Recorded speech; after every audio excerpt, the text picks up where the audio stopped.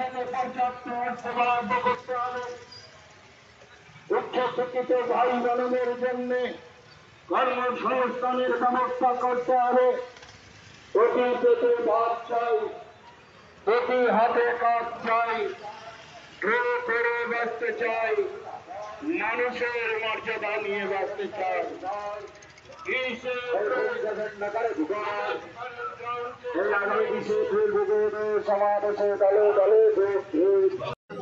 লেখাপড়া করে কি করবে? কোথাও কাবাবের দোকান দিতে হচ্ছে, কোথাও মোবাইলের দোকানে কাজ করতে হচ্ছে, সুইগি জোম্যাটোতে ডেলিভারি করতে হচ্ছে, বা র্যাপিডো চালিয়ে বা অন্য রাজ্যের কাজের খোঁজ করতে চলে যেতে হচ্ছে।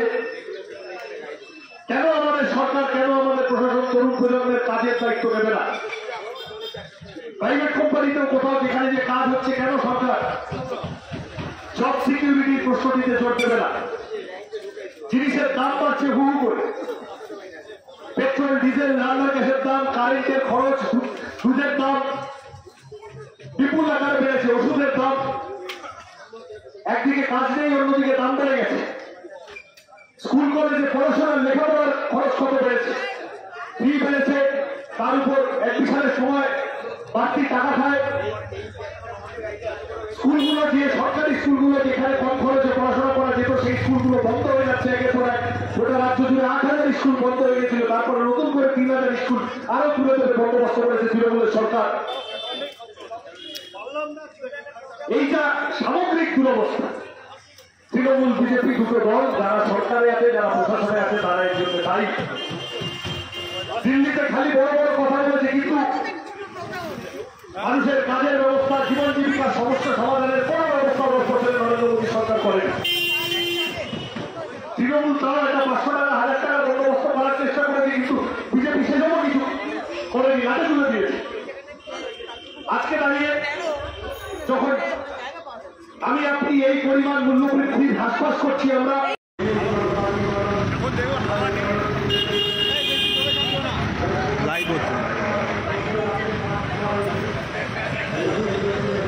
একটু বাদি গাই এরপরে বাঁচতে চাই, মাথার উঁচু করে সম্মানের সঙ্গে বাঁচতে চাই। আগামী 20 এপ্রিল ব্রিগেড প্যারেড গ্রাউন্ডে যে মাহফিল সমাবেশের আয়োজন করা হয়েছে, সেই সমাবেশকে সামনে রেখে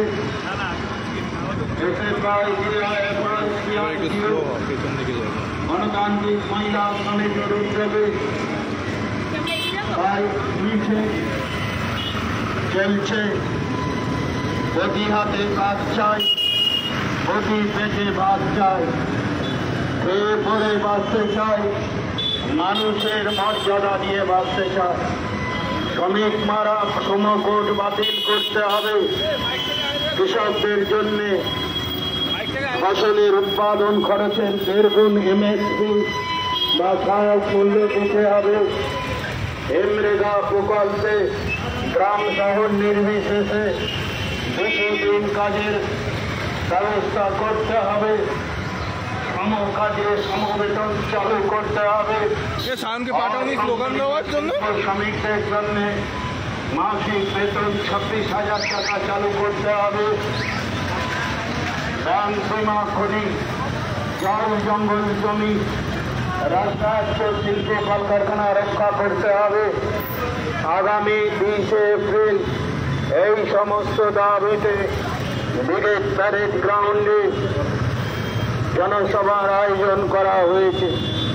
20 এপ্রিল ব্রিগেড প্যারেড গ্রাউন্ডকে জনসভাকে সামনে রেখে এই বাইক স্কুটার মিছিল চলছে। খেয়ে পরে বাঁচতে চাই, প্রতি পেটে ভাত চাই, প্রতি হাতে কাজ চাই, মানুষের মর্যাদা নিয়ে বেঁচে থাকতে চাই, সম কাজে সমবেতন। উদ্বোধন করতে, তার শুরুটা করতে এসএফআই, ডিওয়াইএফআই, মহিলা সমিতির সিআইটিউ যারা আছেন, উদ্যোগ নিয়েছেন। এই বাইক যাত্রা বা সাইকেল যাত্রা মানে তো শুধু রাস্তা দিয়ে সাইকেল বাইক চালিয়ে বেরিয়ে যাওয়া নয়। এই অঞ্চলে নির্দিষ্ট দাবি দাওয়াগুলো নিয়েও এগোনোর কথা, আমাদের মানুষের কাছে যাওয়ার কথা। জিনিসের দাম কমানোর দাবি, রুজি রুটির দাবি, কাজের দাবি, লেখাপড়ার দাবি। আমাদের রাজ্যের স্কুলগুলো বন্ধ হয়ে যাচ্ছে, যেভাবে জিনিসপত্রের লেখাপড়ারও খরচ বাড়ছে, ওষুধের দাম, কারেন্টের খরচ যেভাবে বেড়েছে, বেকার যুবক যুবতীদের চাকরির জন্য লড়ছে ডিওয়াইএফআই।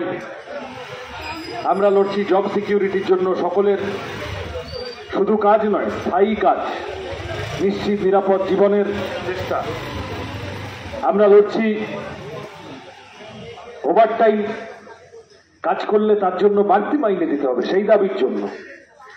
আমরা লড়ছি সমস্ত রকম কাজের কর্মীদের হেলথ সিকিউরিটি, বিভিন্ন রকম যা স্কিম, নিরাপত্তা স্কিম, সেইগুলো সুনিশ্চিত করার জন্য। একই কাজে অভিনন্দন, কেউ বেশি বেতন পাবেন, কেউ কম বেতন পাবেন, তা নয়, তা যাতে না হয় তার জন্য আমরা লড়ছি।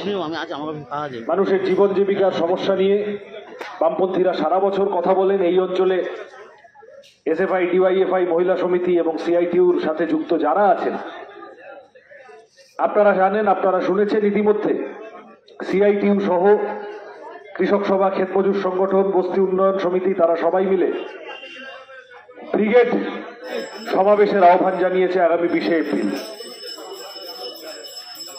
এবং ঠিকই গরমকালে ব্রিগেড হচ্ছে, একটু বিকেলের দিকে সময় রাখা হয়েছে, 3টের সময়।